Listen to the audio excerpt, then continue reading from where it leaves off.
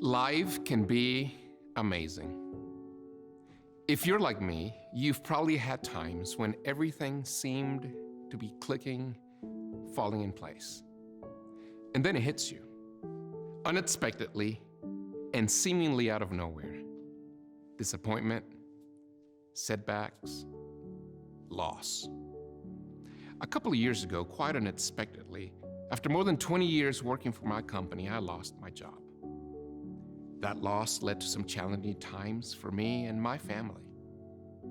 The following months were filled with moments of anxiety and depression, feelings like I'd never experienced before and was completely unfamiliar with.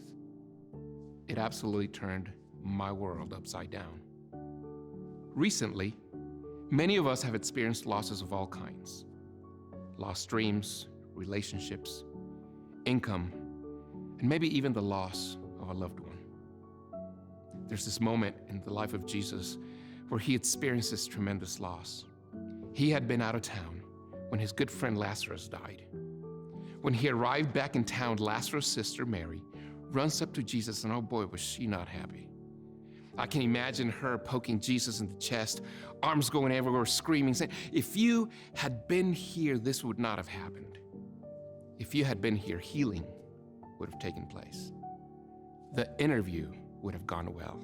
The door would have been opened. The family would have stayed together. But you were not here, were you, Jesus?"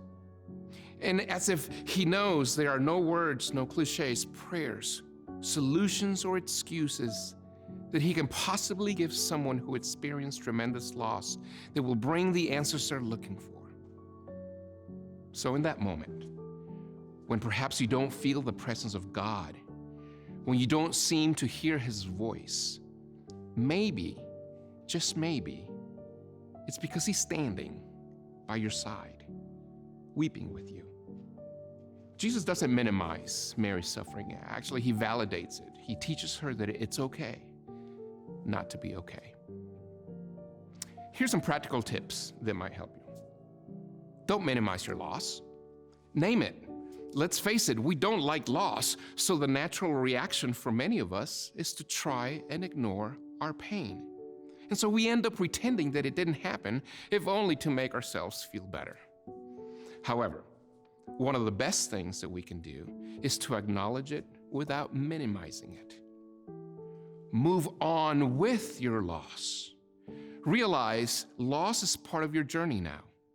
Don't try to get over your loss. Instead, learn to move on with your loss, with your pain, and with your grief. Look for something new. There's always learning in situations.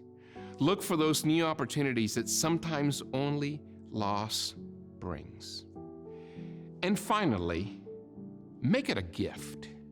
Turn your brokenness into a gift for someone else. Yes, this loss that you went through, you wouldn't wish it on anybody else.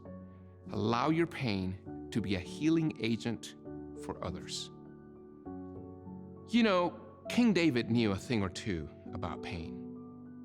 He writes in Psalm 34:18, he says this, "The Lord is close to the brokenhearted and saves those who are crushed in spirit." When you face unexpected challenges, look to God. He will illuminate the darkness and help you move forward.